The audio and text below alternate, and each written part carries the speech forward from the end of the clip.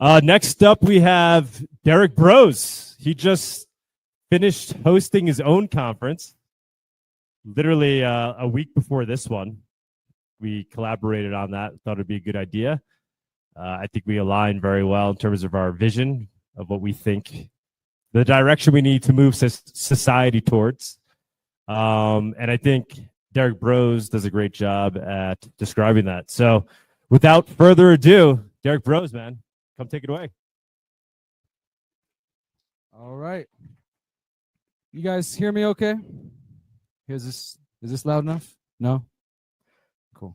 Saw some yes, some no. Okay, cool. So this is my third year at Monerotopia. So shout out to Doug and Sunita for all their work. I'll borrow this chair. I am not a dev. I'm not a coder. I'm not really anything on the technical side.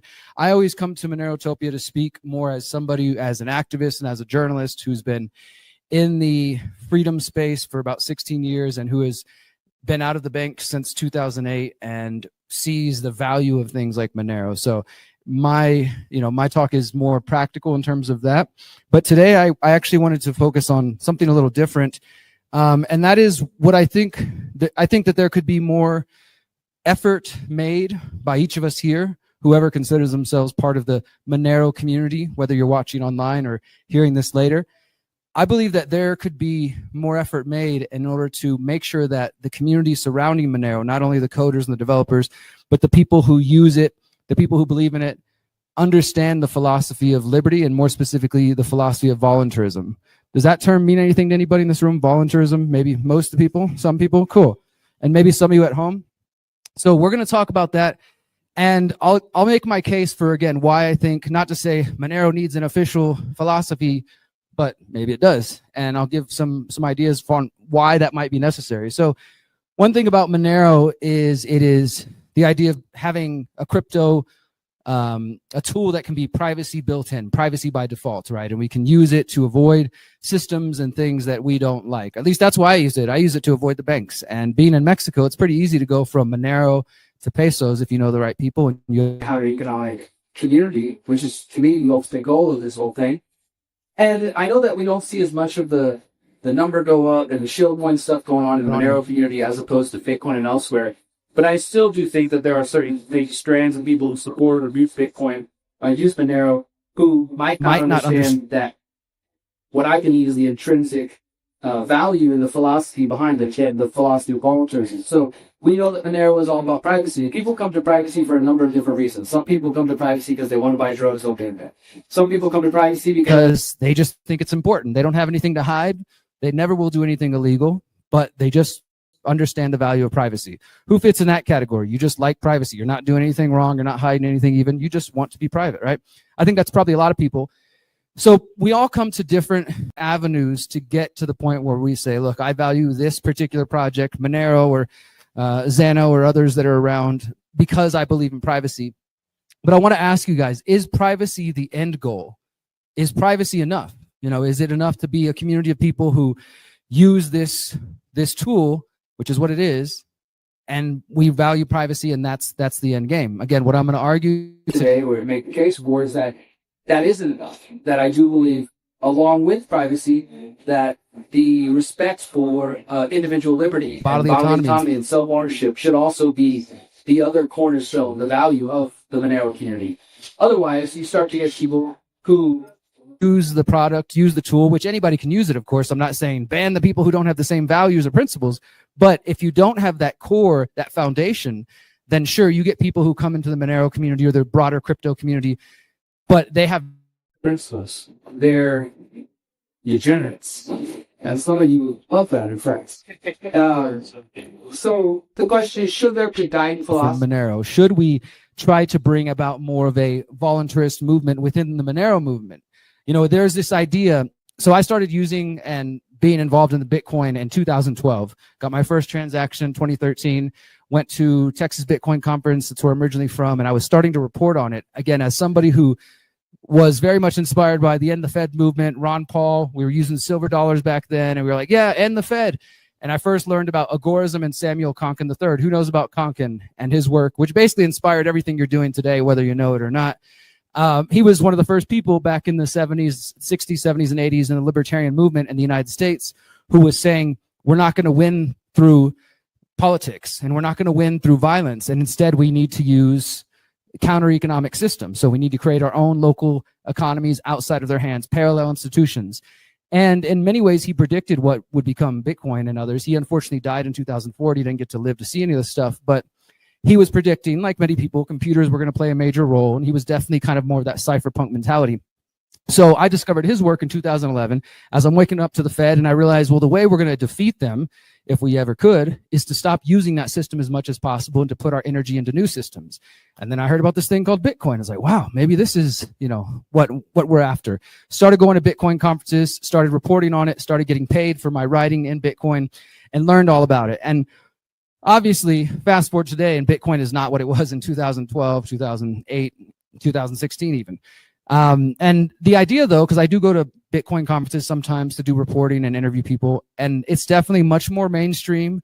It's way bigger, like, say, the Bitcoin Nashville and all those kind of stuff. They got presidents and RFK and all these people. But how many of those people genuinely understand, again, that sort of anarchist mindset that was originally behind Bitcoin? Maybe 5%? Yeah, he says zero, maybe zero. I mean, definitely seems like that, right?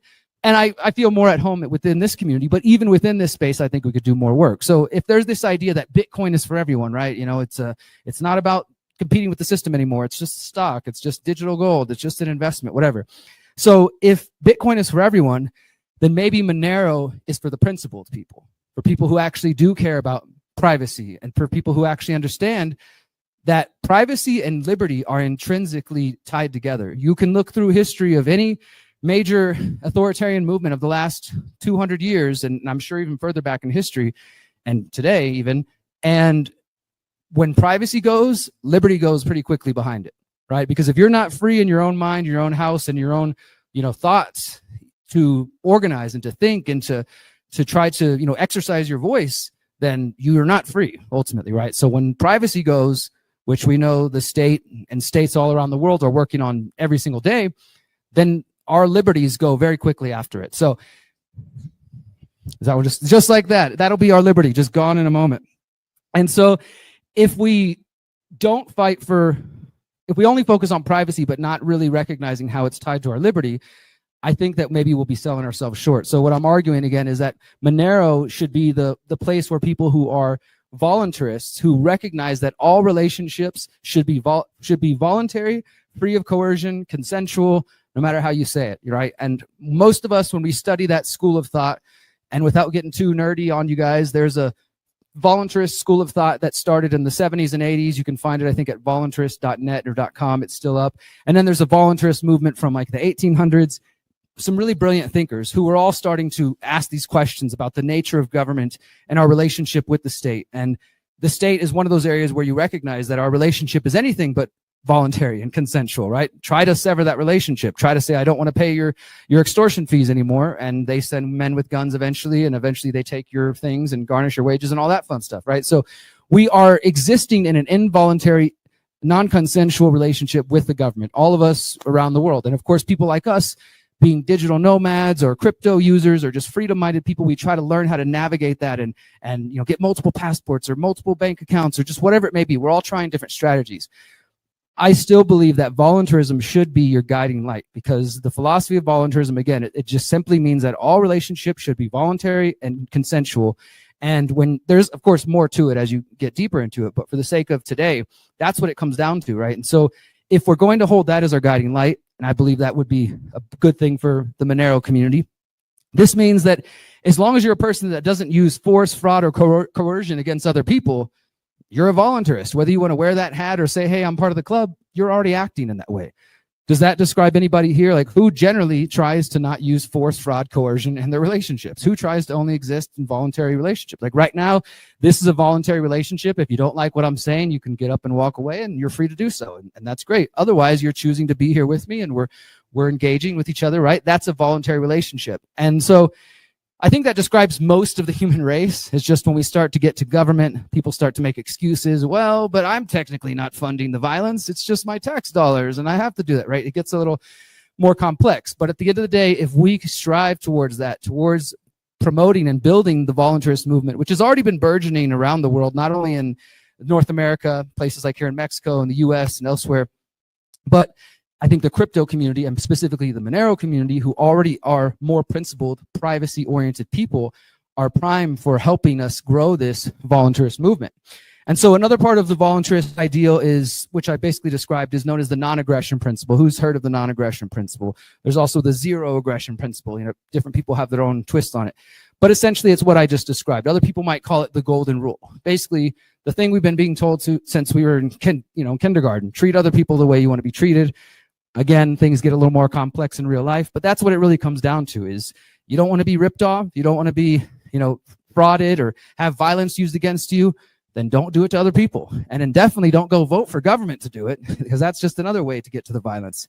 The voluntarist movement is also about valuing individual liberty. So this means that we don't have to all agree on everything. We can be voluntarists who are vegan, and voluntarists who are carnivores, and voluntarists who are Christians, and voluntarists who are atheists, and voluntarists who use Bitcoin, and voluntarists who hate Bitcoin, or whatever, right? It's just that we agree that that foundational philosophy will guide our interactions and guide the way that we come together, right? And the other cool thing I think about that is that so for example, in the United States, most of the voluntarist movement sometimes gets tied into like anarcho-capitalists and American libertarianism and crypto and stuff like that. But even if that's not your jam, even if you hate the market and you're a communist or a socialist or whatever, technically you could still use Monero, right? You don't have to be a free market capitalist or individualist anarchist or voluntarist.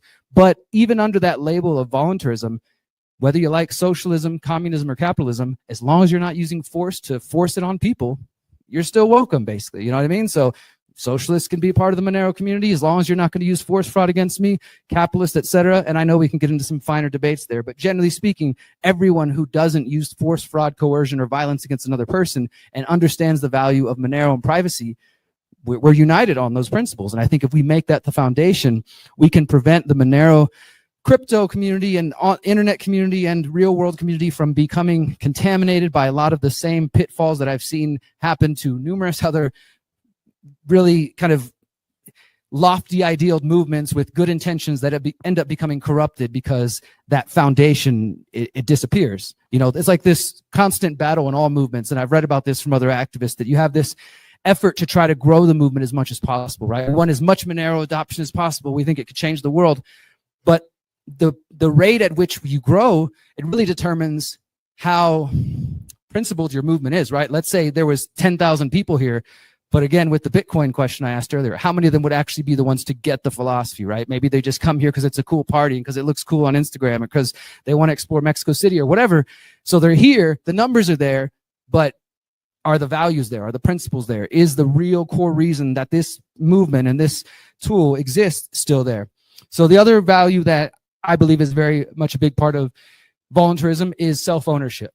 So I believe each and every one of you own yourself. You own your person, your possessions, the things that you create, things that are freely and voluntarily and consensually given to you by other free people. And so because I believe that, because I believe in my own self-ownership and I respect your self-ownership, I don't violate it, right? It's all kind of tied together. The non-aggression principle, individual liberty, self-ownership. To me, these concepts all are core together. And those are things that go perfectly along with Monero and the use of Monero. So again, my argument is that if we could insert more voluntarist ideas and values, and even if for those of you who are hearing this and you're like, yeah, we're all voluntarists. Maybe we all are, like we're these guys here with the anarchist shirt on, right? And some of us are the ones over here tripping on mushrooms too. There's that. You can do it all, right? As long as you're not harming anybody, no force, fraud, or coercion. Take your mushrooms. So what I'm guarding against, though, is the injection of strains of authoritarianism into the Monero community as well as the broader crypto community, right? Who in the world and who in the Monero community could have a problem with the non-aggression principle, with individual liberty, with self-ownership? I'll tell you who. Authoritarians, groypers, Nazis, people who don't actually get what I think is the underlying value, and who are just maybe some 20-something edgy kids on Twitter who think that, like, yeah, Hitler, and they're just trying to troll or whatever. Sure, be a troll if you like. It's fun. I get it. But for those of us who take things a little more seriously, I do think we should be on guard against authoritarianism from the right and the left, because an authoritarian might value privacy and see the use of Monero in one case, but that doesn't mean they respect your individual liberty. That doesn't mean they respect your free speech. That doesn't mean they won't, on one hand, use Monero because, oh, I'm being censored on the internet because I say the Jews are the problem, and then turn around and want to use the boot of government against you. So how do we stay on guard against that? I think we make it clear that voluntarism, in my view, is the underlying philosophy that could guide the Monero community to a place that prevents that from happening. So, of course, authoritarians, as I said, they can be coders, they can be devs, they can be users, but they should be rejected, in my view, from the Monero community, because I don't think that really goes along with the philosophy. Sure, encourage use, encourage adoption and use for everybody. Go ahead, Nazis, use Monero. Go ahead, authoritarians, use Monero. But how about making it clear, but that's not the philosophy we believe in our space, is that in our space we respect individual liberty, we respect bodily autonomy, we respect self-ownership and those kinds of things. And yeah. And this really just, as I'll start to wrap up here, this really brings us, to thinking about, I get it. I mean, it's internet culture. I grew up with it. And just the gens, right? And how we all, not me, but many of you have embraced that, in crypto culture. And I get that it's a joke for many of you. I also think on a higher level, maybe even a spiritual level, if you're open to it, that referring to yourself or the community as degens, which is degenerates, and I think we understand what degeneracy means. In reality, when we look at the world around us, let's say, for example, Jeffrey Epstein, those are the degenerates, right? I don't think anybody here truly would want to say, no, I'm one of them. I'm the one going to the island and doing all this crazy stuff. No, that's degeneracy. So why would we want to ascribe that to our movement or to ourselves? I believe there's a higher calling, and part of that is bringing in voluntarism, bringing in concepts like natural law, morality, and recognizing that Monero, using it, it's a moral action. Because you're saying, fuck the state, I'm not going to use your institutions, I'm not going to participate in that violence, I'm not going to pay your taxes in the genocide that you're funding, I'm going to do something that I know is right within me and within natural law and within the creator. I'm going to do that. To me, that's a huge thing that we're choosing to do, whether you see it the same way or not. But I just want to encourage you guys to think about that. Think about how choosing to use tools and technology like Monero and others who are similarly aligned and fighting for that privacy is also a moral action. It's in line with natural law. It's in line with voluntarism. And I believe if we fight for those principles and we keep growing the Monero community, we'll be headed in the right direction. Thank you, guys.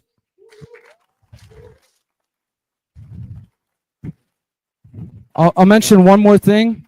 I don't know how much time I actually got. Oh, shit. Okay. That went faster than I expected. Okay. Well, I wanted to mention one other thing I have on one other note. So, again, for those who aren't familiar with my work, I will have a table over there if you want to come check out my books or shirts and stuff. I'm here today, tomorrow, and Saturday. My work does largely focus on what I just described, natural law, voluntarism, but also what I've come to call exit and build. Has anybody heard that phrase, exit and build, in the last couple of years? It's starting to get out there more and more around the world, which is cool.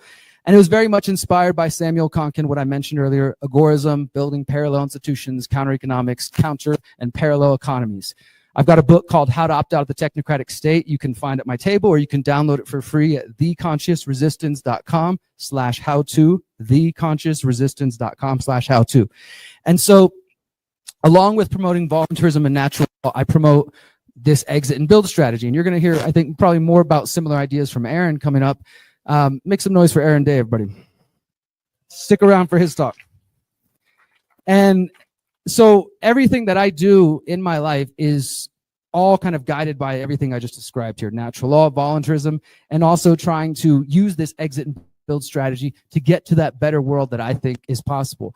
As I said earlier, I didn't come into crypto because I was trying to get rich into Bitcoin. I believed it was originally, this is the way we're going to end the Federal Reserve, and this is the movement that I believed in. We're fighting to overthrow this system that's been enslaving, the United States, and the central banking system that's been enslaving humanity. I take it very seriously. And so when I later discovered Monero and then saw the flaws within Bitcoin, I felt like this is what I've been looking for. And in other projects and people out there who are trying to create that infrastructure, we need those of you in the tech area and those who are devs and coders to be helping build the tools that people like me can then go out from a stage and say, hey guys, check out this new cool tool. They're doing the awesome thing we need. That piece of the puzzle we've been looking for, they're creating it. So shout out to everybody who is doing that, sometimes behind the scenes work to build the infrastructure that we desperately need.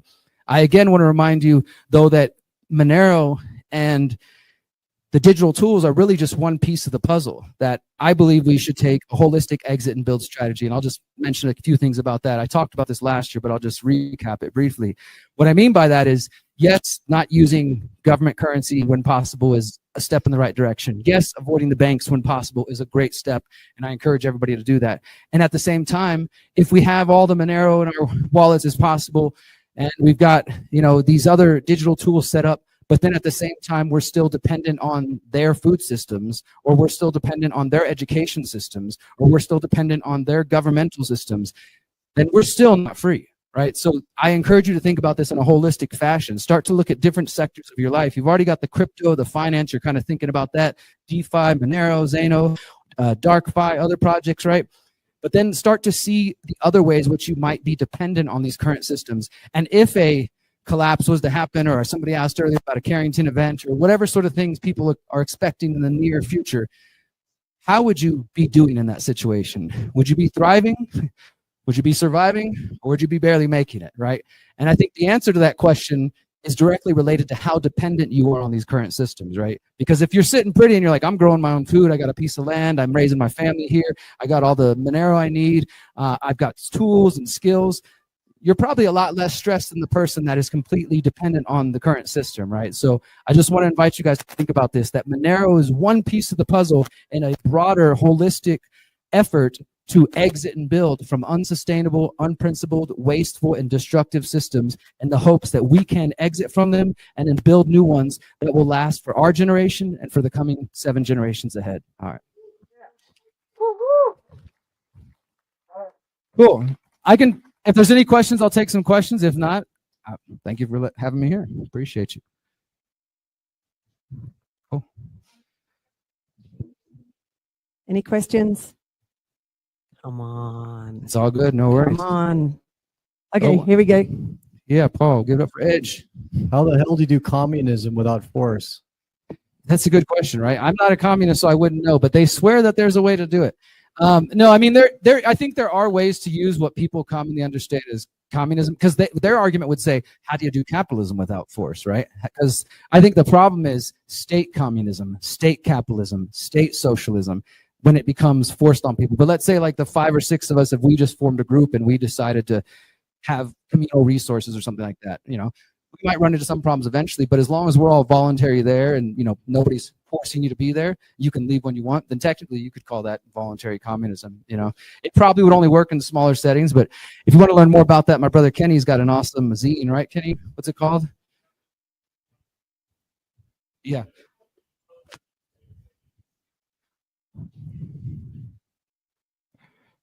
Yep. Okay. Yes, sir. I'd like to escape from isms, communism, capitalism. I think the problem is deeper. It's our psychology, our human nature, which is tribal, which is deep in our subconsciousness. And my question is, do you think our human nature is compatible in general for 95% of our human society with the ideas that I love your ideas, but how well they're supported by our human nature that we can change? Gotcha. So he's saying, you know, he has problem with isms, which I think many of us do. And again, I'm not trying to say here's another ism, but it's the way humans describe ideas in philosophy, right? And his question was, do I think that 95% of humanity is even ready for these kind of ideas? And the answer may be no. You know, I'm not a person who thinks that we need to wake up the entire world in order to win. There's this idea that made many revolutions, including the American Revolution, have just been like 3% or less of the population, or right? That, because I think we probably could point to different people in our lives that are just the type of people, I don't want to use derogatory terms, but sometimes get called normies. Or what I mean by that when I say that is somebody who just goes along the latest trend, right? Whatever the hot thing is, that's what their Facebook profile is. Or they go to the mainstream movies, they listen to the mainstream music, they listen to the mainstream conversations, and their whole worldview is kind of informed by that, right? And they don't really appear to have a thought for themselves.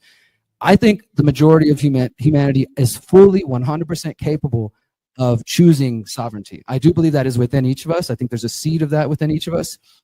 And we're also facing the largest apparatus of propaganda, narrative shaping that humanity's ever seen, with the internet, with, you know, intelligence operation, all kinds of things. So I try to have some empathy for why people aren't here, right, and aren't considering these ideas. And yet you could be true that maybe I don't know how to say this without it being like we're the enlightened ones, because I think that's just another trap, right? We've got it all figured out. Everybody else is a bunch of sheep. That doesn't help anything. But maybe there are certain situations that prevent people from getting to that point. In my other work, I didn't talk about this today because I didn't want to give you guys a whole different lecture, but my main website is called The Conscious Resistance. I wrote a book called The Conscious Resistance Trilogy, and the sort of underlying idea of that is that in order to create the better world that we're all after, yes, we need to expose the physical machinations of government and corporations and all that stuff, and that's a piece of the puzzle. But the other side is confronting what I call your own internal tyrant, your doubts, fears, insecurities, and limiting beliefs and traumas, which prevent us, I believe, from becoming the best versions of ourselves. So like you said, it's the psychology. I absolutely think that's part of it. Yes, we can have Monero, we can have all these tools, but if we're all still fucked up inside and we're not working on our trauma and shit, then we're probably just going to cycle back. It might take a couple generations, and then we're going to become the same thing we were fighting. So to me, ultimately, this is a spiritual battle. Not that I disagree with you, but I would like to possibly point to some deeper problems. Our human nature is hard-coded in us, right? It's not software that you can download or change. I'm talking about genetic disposition of us as human. What about epigenetics? No, not epigenetics. Genetics, I said, right? Epigenetics shows that our genetics aren't static. I'm aware of molecular biology. That's maybe a too deeper discussion, but at the moment, I just try to voice my doubts that we can change our human nature. And the status games, the control games, people dying to control other people's. So it seems like you imply that that can be changed by narratives, by education. My concern, again, I don't want to bring up the discussion. It's all right to have a different opinion. Just to share my own deepest fears, Sure. right? We can change it. Thank you. Appreciate it. That's my feeling. Thank you. Thanks for being here, guys. Appreciate you. Thanks to everybody on StreamYard and at home watching. Hey, Derrick, been a big fan for a long time, kind of from afar. What are some like 1% efficiencies that you would suggest for us to, depending on where people are on their journey, kind of exit and build, move out of each of these systems? Maybe it's kind of a too big of a thing, but just look for people who are trying to get one step further along the journey. Sure. What would you say? And what was your name, brother? CJ. Good to meet you, man. Thank you. So yeah, the question was some ideas on people, if you're just getting started on exit and build, right? Like maybe some steps to take. I actually created a free 45-day exit and build challenge on my website for this purpose. And it is 100% free. There's nothing behind it. theconsciousresistance.com/EXB as in exit and build EXB. It's a 45-day challenge. Basically, the idea do one of these a week. So like I think it starts out with finances, talks about the banking system, talks about Monero, and I basically go through each of these areas. We talk about finances, we talk about food, we talk about digital technology, how to get off big tech browsers and apps and all the different things and all the different tools that are available to us. Talk about education, talk about travel, land, all different pieces like that. So I would encourage people, if you're just at the beginning, or even if you're maybe already on this journey and looking for some more ideas, try the 45-day exit and build challenge and actually do it. Actually pick a date that you're going to start on and then see what you can accomplish in that first week. Because every week, basically, I say, here's the problems, here's the solutions, here's some homework to try. Do it, see what you can do in a week. Like some of them is, okay, let's say you are like the majority of humanity, living in a city or the suburbs and somewhere, and you're completely dependent on the grocery stores, and you want to take a step away from that. You want to start to exit from that system and build something better. You could volunteer at a community garden. You could volunteer at a community-supported agriculture, an urban farm. And I'm not saying everybody needs to turn into a farmer or anything like that. I think there's great value in it for sure. But even just giving yourself that experience of going to a local place where there is food being grown and getting your hands in the soil and just putting in that time for a couple of hours, even in just a couple of hours, you will learn. And if you imagine, if you made time for that once a week, 2 hours on a weekend, in a month, you've got 8 hours of new knowledge, in a year, you're stacking up new information, learn about permaculture, learn about these types of tools and ideas that are widely available. And the cool thing about the internet, one of the valuable things is we know there's so much free information out there. So I would just do that. Start to look at the different areas. I also talk about in one of my other books, taking a holistic self-assessment. And what I mean by that is, so maybe your crypto Monero game is super strong. And so obviously you don't need to worry about that right now. but then start to look at the other areas of your life where you feel like, yeah, I'm kind of, I'm stuck in the bank still though, or I'm super dependent in this area, or I don't have much skills in this department, and start to strengthen those areas. Because as far as I'm concerned, what we witnessed during COVID 1984 was them showing, these psychopaths showing their hands that where they're going to attack us. And what they tried to do was to isolate us. They tried to make it hard to get food and access to food unless you had a shot or you had a mask. They try to control travel and things like that. So we can see these different attack vectors, and I think we should take note of that and seek to strengthen those in our own lives. Fantastic. We've still got 10 more minutes. So, I mean, you got the stage, Derrick. What else Was there would you another like to tell question? I us? saw some other hand. If not, I'm just going to plug all my stuff. We can do both. Got one more. That's fine. Go ahead. Hola, quería preguntarte sobre la escena ahorita en este momento de salirnos del sistema bancario para entrar a Monero, poder utilizarlo y salir de ahí pues, también sacar sí, las ganancias o lo que tú quieras a nuestro sistema bancario, y si hay alguna iniciativa para poder pues ya no estar perteneciendo ni dependiendo tanto de esto, pero seguir siendo como funcionales en nuestra sociedad para comprar en algún lugar local o algo así. Sí. So how to function, you talking about using Monero, but functioning with it, still using the banks, paying taxes. Stop paying taxes if you can. That's the first step. And you can. I didn't say that. That was just a tip I heard from somebody. If you want to follow it, it's all up to you. Did you ever use local Monero? No, but you know what local Monero is? Who here used local Monero before it went down? Yeah, so one of the cool things, I was mentioning this earlier, one of the cool things about in local Monero in Mexico is you can do the efectivo sin tarjeta on the ATM. So you could send somebody however amount of Monero, say 10,000 pesos, and they send you the code and you go to the ATM. You don't have to have a bank account or anything. If you want to wear a hat and be super incognito, you can do it because there's probably a camera there, but you don't have to show ID. You put in the code, they go, and then you get your money. And that still happens. That still works. Of course, now it's just about the peer-to-peer economy, which is where crypto in my mind should always be anyways, right? Like it's great we have digital tools, but when you have friends in your own community that you can go to and say, hey guys, I need to sell some Monero for pesos, and you do a trade.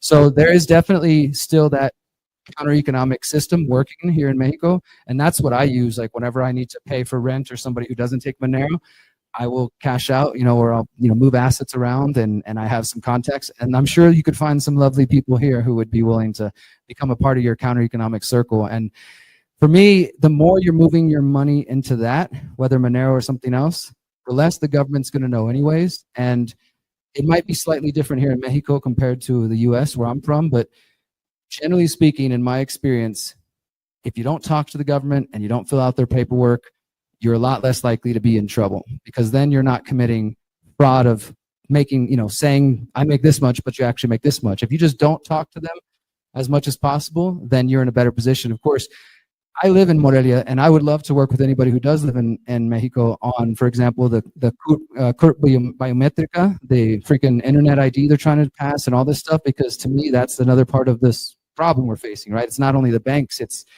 the internet ID and all that, and that's happening in places around the world. So I want to work with anybody, yourself and others, like how do we create systems? And David, raise your hand, brother. This is one of the epic brothers here who's brilliant and is working on some of these ideas. So everybody who lives in Mexico and we want to work on the counter-economic system, let's work together. Thank you guys so much. Appreciate you. Come see me at my table. Thank you, Derrick. That was fantastic. And I'll give a plug for the People's Reset. That was a fantastic event. I went to that this year and for the first time. And thank